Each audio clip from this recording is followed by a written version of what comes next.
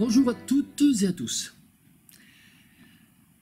Alors nous avons indiqué dans les deux précédentes chroniques qui étaient consacrées à l'impasse alimentaire de la société de la croissance, nous avons indiqué que cette fameuse sécurité alimentaire dont se gaussent les turiféraires de la croissance, cette sécurité alimentaire est en réalité sérieusement menacée sur le plan quantitatif, notamment par la chute des rendements et la dégradation des sols arables.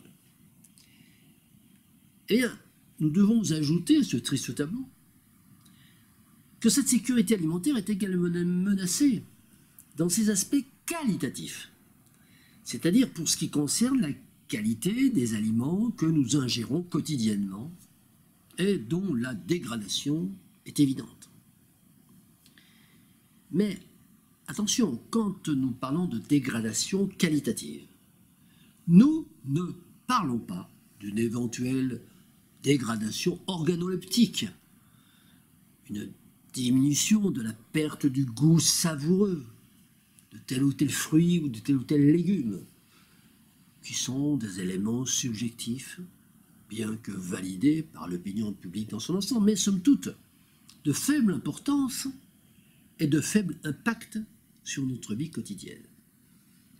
Non, nous parlons de quelque chose de beaucoup plus grave. Nous parlons de l'incorporation de nouveaux composants dans les produits issus de l'agriculture industrielle, nouveaux composants qui sont de nature à mettre en danger tout simplement la survie de l'espèce humaine. Cette modification de la structure interne des aliments que nous ingérons, notamment la présence de résidus de fongicides, de résidus d'herbicides, de pesticides notoirement toxiques, sans parler des mutations génétiques des souches de semences qui désorientent l'organisme en créant des intolérances de plus en plus graves. Eh bien, ce problème a déjà été abordé dans la conférence précédente, dans les chroniques précédentes consacrées à l'impasse sanitaire. Le lien direct entre la santé de l'homme et son alimentation, bien sûr, n'est plus à démontrer, car nous savons bien, notamment depuis Hippocrate, que notre santé est dans notre assiette. Or, la France, par exemple, première puissance agricole européenne, est également la championne du taux de pesticides contenus dans le sang de ses habitants. Selon un institut de veille sanitaire, ils sont présents à des niveaux au moins 3 fois plus élevés que dans celui des Américains ou des Allemands. En agriculture industrielle, une pomme, par exemple, subit en moyenne 35 traitements phytosanitaires, herbicides, insecticides, fongicides. Les pommiculteurs, ainsi, peuvent choisir parmi plus de 2500 produits toxiques. La plupart des pesticides sont déposés directement sur le fruit par pulvérisation. C'est ainsi que la peau est gorgée de substances chimiques. Or, le traitement par plusieurs produits associés, successifs, déclenche ce qu'on nomme un effet cocktail. C'est-à-dire lorsque des molécules différentes entrent en interaction, leurs effets peuvent s'en trouver démultipliés.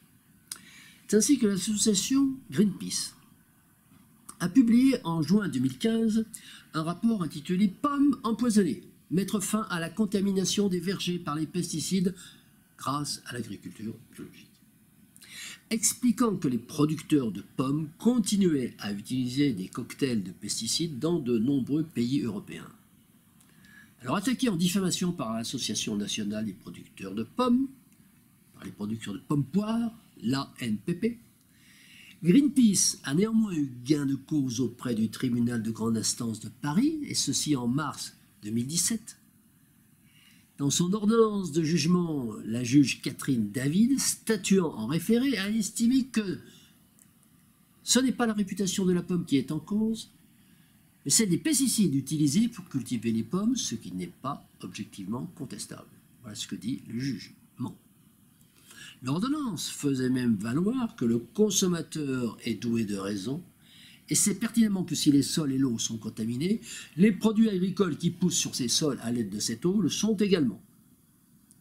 Si bien que dire que les pommes sont empoisonnées lorsqu'elles poussent sur des sols remplis de pesticides ne constitue pas un propos dénigrant, dès lors qu'il s'appuie sur une base factuelle réelle, mais si le rapport n'est pas construit avec une rigueur toute scientifique, ajoute le jugement. Cette affaire prouve que même la justice d'un pays oligocratique, croissanciste, est bien obligée de reconnaître la vérité quand celle-ci est criante.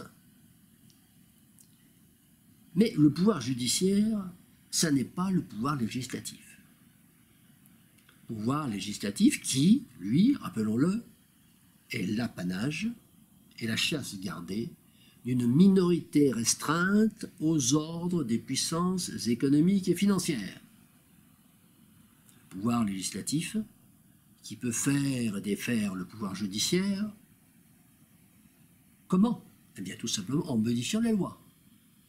De quelle façon? Eh bien tout simplement du jour au lendemain. Car il ne faudrait pas croire que la vérité suffise pour instruire la décision politique. Dans cette affaire d'empoisonnement généralisé de la population par l'alimentation industrielle, c'est encore et toujours une autre loi, celle du profit. C'est la loi du profit qui règne en maître.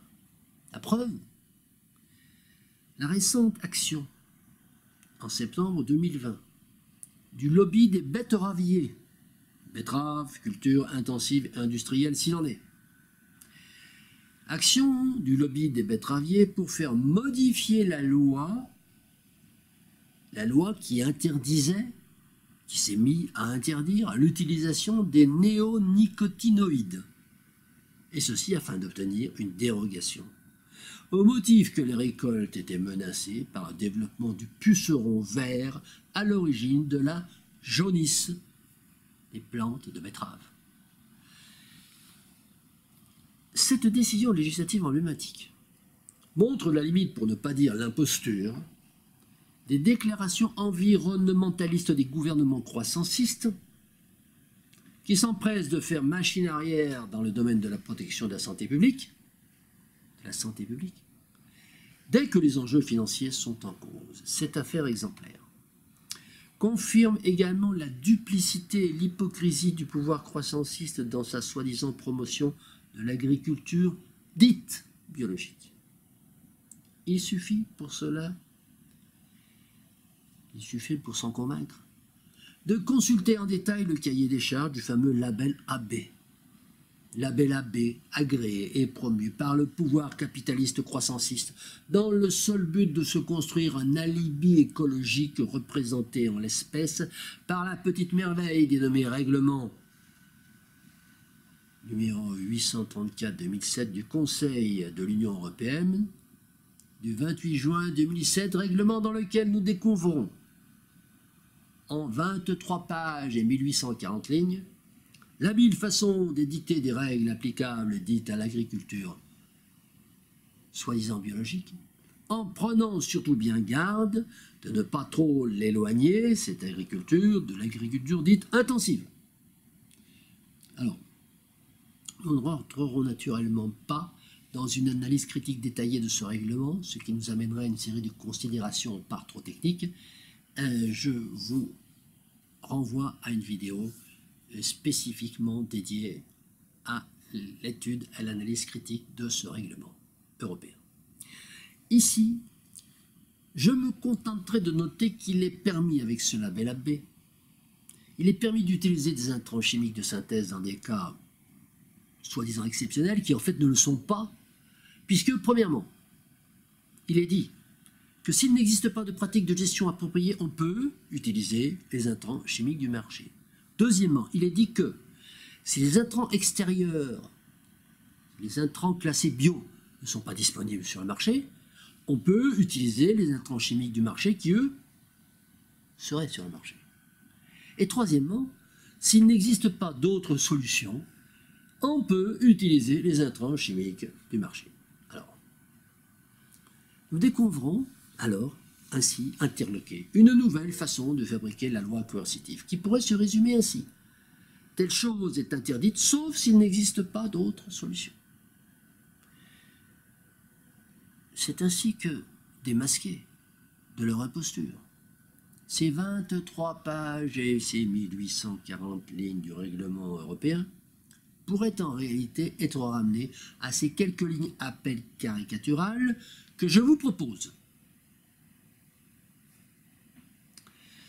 Les instances autorisées à légiférer sur l'agriculture biologique considèrent que le mode de production intensive basé sur l'utilisation des ressources fossiles non renouvelables est le seul permettant aujourd'hui de nourrir à bas prix les populations grandissantes en nombre de la planète. Toutefois, et afin de satisfaire à la toquade d'un petit effectif de personnes polarisées sur le thème naturel, un label est créé réglementant les modes de production des produits dits naturels. Le principe retenu est d'établir une liste de 10 000 substances choisies parmi les moins outrageusement chimiques produites par l'industrie phytosanitaire conventionnelle et d'autoriser leur emploi tout en permettant de recourir à toutes les autres substances de synthèse si les rendements devaient en être affectés.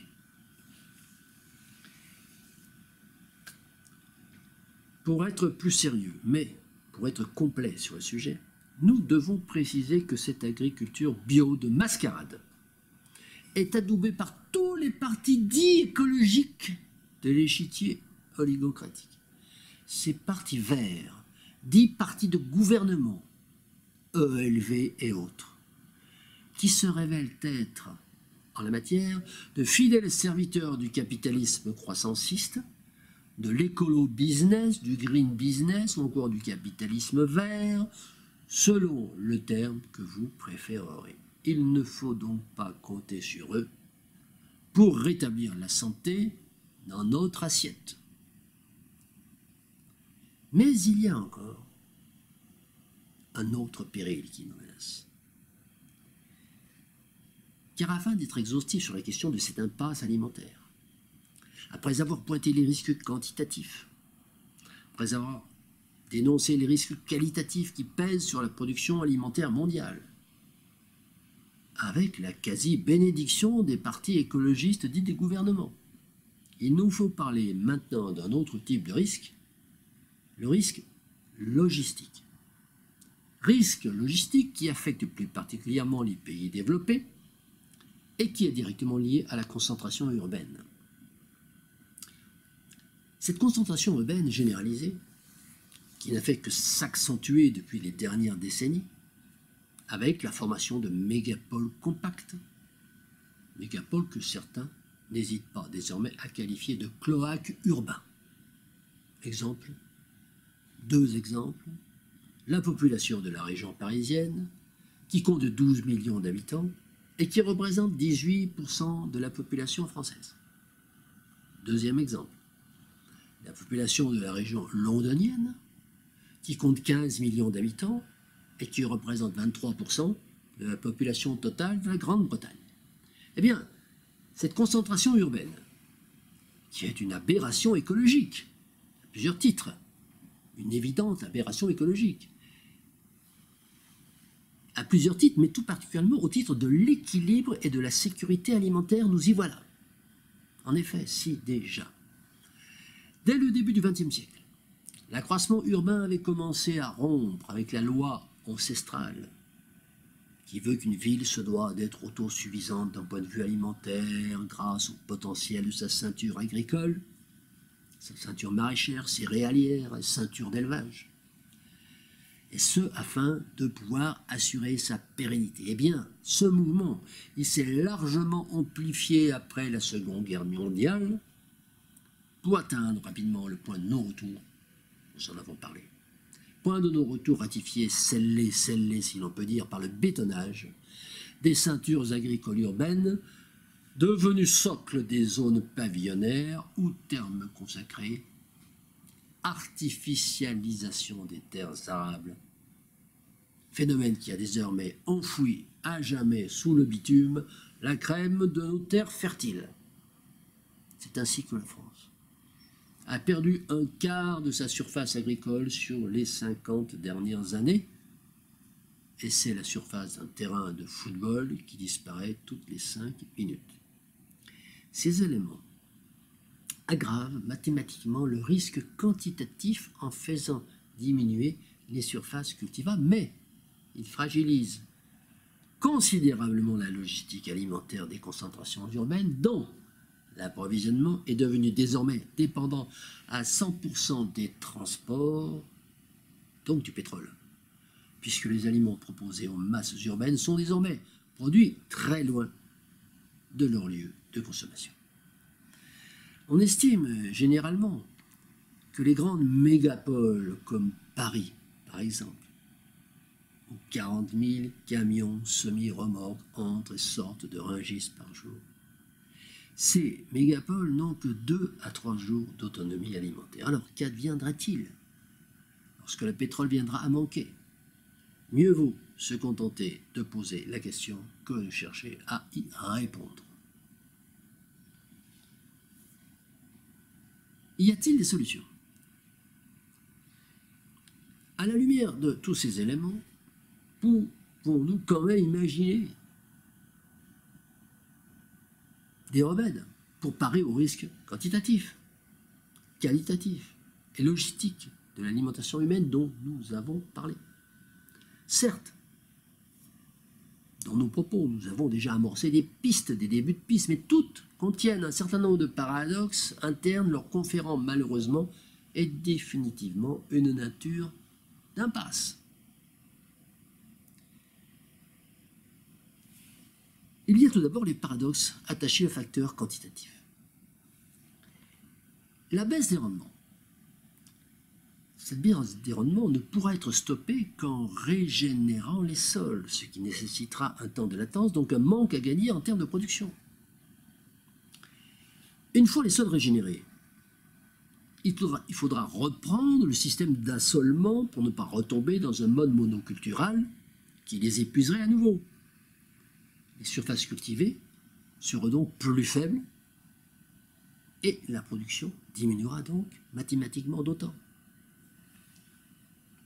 La raréfaction des engrais chimiques, consubstantiellement à celle des hydrocarbures, aura pour conséquence une diminution des rendements, donc de la production finale. La raréfaction des produits phytosanitaires de synthèse, également tributaire de la pétrochimie des hydrocarbures, les fongicides, les herbicides, les pesticides. Mais cette raréfaction, elle aura également pour conséquence une diminution des rendements, donc diminution de la production finale. Ensuite, il y a des paradoxes attachés aux facteurs cette fois qualitatifs, car les 4 facteurs aggravants du risque quantitatif que je viens de citer, régénération des sols, abandon de la monoculture, raréfaction des engrais et des autres intrants de synthèse sont, par contre, et c'est bien là le seul point positif de cet état des lieux prospectif, sont chacun d'entre eux et tous ensemble de nature à améliorer la qualité de notre alimentation, en théorie, en faisant diminuer la toxicité, des produits agricoles finis et donc en améliorant la santé de l'espèce humaine. Le revers de cette médaille, c'est que cette amélioration qualitative inéluctable de l'alimentation, liée à un approvisionnement contraint en produits fossiles, s'accompagnera automatiquement d'une baisse symétrique des rendements, puisque libérés ou privés selon la façon dont nous voulons le dire, privés d'amendements et de traitements pétrochimiques, la production agricole va nécessairement chuter. Est un fait pourtant que cette loi de proportionnalité inverse entre le qualitatif et le quantitatif est contestée par un certain nombre de tenants de ce que nous pourrions nommer l'écologisme béat, et qui, en toute bonne foi, ces gens prétendent que l'agriculture dite biologique est en mesure d'obtenir les mêmes rendements, voire même des rendements plus hauts que l'agriculture industrielle, et donc que l'agriculture biologique serait sans aucun problème capable de nourrir 10 milliards d'êtres humains, voire plus. Alors, cette idéologie qui tient court dans certains cercles mérite que nous nous y arrêtions un instant. Et à ce propos, je dois indiquer que j'ai personnellement pratiqué l'agriculture biologique pendant 15 ans en tant qu'exploitant agricole, et ce, dans la période de ses débuts de l'agrobiologie, avec notamment le label Le Maire Boucher, label disparu aujourd'hui, et la mention Nature et Progrès. Eh bien, de ce point de vue, je pourrais dire que l'agriculture biologique est à l'agriculture ce que la démocratie directe est à la démocratie. En ce sens que l'agriculture biologique, c'est la vraie, c'est la seule agriculture, de même que la démocratie directe est la vraie démocratie. Cette usurpation sémantique par la caste des marchands qui ont transformé l'agriculture en industrie, mais en conservant la racine étymologique, est de même nature que celle de ces mêmes marchands qui ont maquillé la démocratie en oligocratie, mais en gardant également la racine étymologique. Ainsi que l'a écrit Nicolas Georgescu-Roegen, cet économiste de la décroissance, dont nous avons déjà beaucoup parlé dans les chroniques traitant de l'impasse physique et comptable. Eh bien, l'agriculture, en réalité, ne peut pas être autre chose que biologique ou organique en anglo-saxon. Dit autrement, et encore plus clairement, l'agriculture biologique, c'est tout simplement l'agriculture. L'agriculture d'avant le pétrole, c'est-à-dire celle qui a été instaurée depuis la révolution néolithique, il y a environ 10 000 ans, 12 000 ans. La foi affichée par certaines chapelles d'écologistes dits décroissants, la foi en les possibilités d'une agriculture biologique pouvant obtenir des rendements identiques à ceux de l'agriculture industrielle, cette foi est touchante. Mais elle doit être dénoncée, car les citoyens responsables ont gagné le droit de regarder les réalités en face afin d'être en mesure de construire leur avenir en toute connaissance de cause. Cette croyance quasi mystique en la capacité d'une agriculture bio à égaler les rendements, voire à dépasser les rendements de l'agriculture industrielle. Outre qu'elle s'accompagne toujours du refus de prendre en compte la problématique démographique, cette croyance quasi mystique se base généralement sur l'illusion de projections économétriques hasardeuses à partir de micro-expériences non extrapolables à grande échelle, qui plus est à l'échelle de la planète.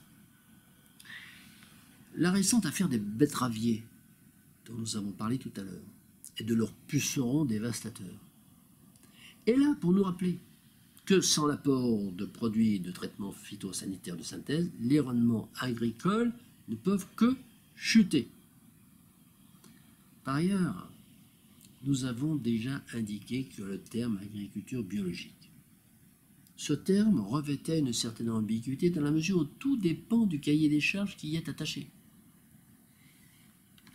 Et de ce point de vue, nous pourrions même dire que le label AB, par ses aspects extrêmement permissifs, que nous venons d'énumérer, ce label n'a de bio que le nom. Et que dans le cas de l'application de règles strictes de bannissement radical de tout intrant de synthèse, l'agriculteur pourrait bien en être réduit à récolter ce que les aléas naturels voudraient bien lui laisser. En poussant encore un peu plus loin notre raisonnement, nous devons considérer que le fait agricole originel lui-même, le fait agricole originel, c'est-à-dire la tentative de domestication de la nature par l'incommensurable orgueil de l'homo sapiens, est déjà au départ un acte anti-écologique, en ce sens qu'il modifie les lieux et conditions d'existence, ainsi que les rapports humains à l'environnement. L'acte agricole, c'est-à-dire la fabrication par l'homme de sa propre nourriture, constitue déjà objectivement une modification artificielle, pardonnez-moi ce pléonasme, des écosystèmes qui a fait entrer l'espèce humaine dans un dispositif global non prévu et non voulu par la nature. Il n'est pas garanti non plus que la nature, que Dame Nature, accepte indéfiniment de se laisser faire et de se laisser domestiquer au gré de la volonté de l'Homo industrialis. Elle semble d'ailleurs, cette mère nature, présenter d'ores et déjà de légers signes d'agacement que tout le monde peut voir et sur lesquels nous ne nous étendrons pas. Enfin, il ne faut pas oublier non plus que même si possible garder en permanence à l'esprit, que ce dont nous parlons, c'est la période agricole, pétrolière ou non, biologique ou non. Cette période ne représente qu'une toute petite partie de l'histoire humaine. 10 000 ans sur 300 000 ans, ou 10 000 ans sur 2 millions d'années, selon le type de repère choisi. Ce qui est finalement peu de choses comparé à la durée de vie des dinosaures qui ont gambadé allègrement sur la planète durant 160 millions d'années et qui gambaderaient sans doute encore sans pratiquer d'agriculture d'aucune sorte, si un météorite aléatoire n'était pas passé un jour par là. Enfin. Et pour en terminer avec cet inventaire des différentes facettes de l'impasse alimentaire dans laquelle la société de la croissance s'est engagée, nous énoncerons 3 prémices. Premièrement, étant donné le fait non contestable que le pétrole constitue actuellement le carburant unique du transport de marchandises par côte, véritable réseau veineux de la société industrielle, et que ce transport routier assure la quasi-totalité de la logistique alimentaire de l'homo industrialis, depuis l'acheminement des récoltes vers les installations de traitement et de stockage, jusqu'à la livraison dans les magasins de détail en passant par les centres de gros. Deuxièmement, étant donné le fait, également non contestable, qu'il n'existe pas à ce jour d'alternative de substitution au pétrole pour ce genre d'utilisation. Et troisièmement, étant donné le fait dont on attend qu'il soit éventuellement contesté, étant donné le fait que les villes actuelles ne sont plus autosuffisantes, en raison de la disparition sous le béton de leur ceinture agricole vivrière et que l'alimentation de leurs habitants est donc suspendue à la disponibilité en pétrole. Et bien à partir de ces 3 prémices, nous pouvons tirer 2 conclusions alternatives à choisir en fonction de la façon dont chacun peut avoir l'envie d'envisager les choses. Première alternative. Si nous croyons que le déclin quantitatif de la disponibilité en pétrole va survenir sous un certain délai restant à préciser, alors nous devons juger que la sécurité alimentaire des concentrations urbaines est largement hypothéquée et qu'elle le sera d'autant plus lourdement que les villes seront plus grandes. Deuxième alternative à choisir. Si nous croyons au contraire que le pétrole va rester indéfiniment disponible, ou bien si nous sommes persuadés que les experts vont découvrir un autre carburant au potentiel équivalent, alors il n'y a pas de souci à se faire et nous pouvons dormir tranquillement sur nos 2 oreilles. Chacun aura naturellement compris que seule la première conclusion est réaliste, la seconde tient du rêve. Pour étayer cet inventaire des risques potentiels liés à la sécurité alimentaire de la planète, eh bien pour étayer cet inventaire, nous avons livré des chiffres et nous avons développé des arguments précis auxquels d'aucuns s'efforceront sans doute d'opposer des rêves ou des croyances pieuses. Rêves contre chiffres. Compte tenu de l'importance dramatique des enjeux, nous ne saurions les en blâmer, ces rêveurs.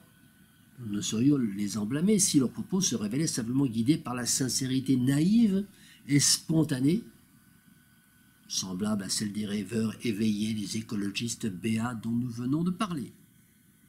Malheureusement, les propos de nombre de nos contradicteurs se révèlent au contraire sous-tendus par le dessein machiavélique de fourvoyer la majorité de nos concitoyens dans des certitudes nécessaires à la poursuite des activités lucratives de l'idéologie capitaliste croissanciste.